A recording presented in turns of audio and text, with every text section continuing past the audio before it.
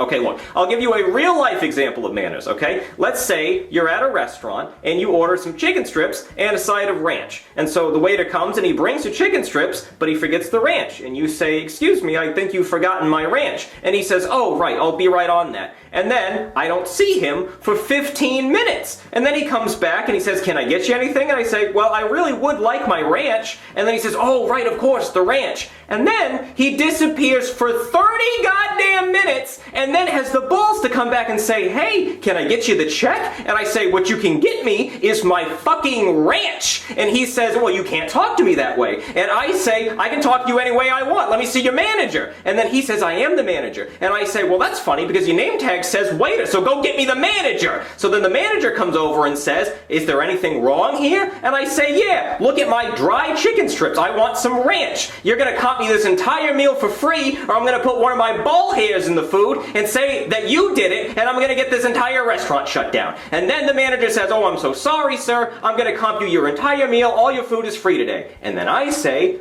thank you. See? That's manners. I said thank you. So did anybody learn anything?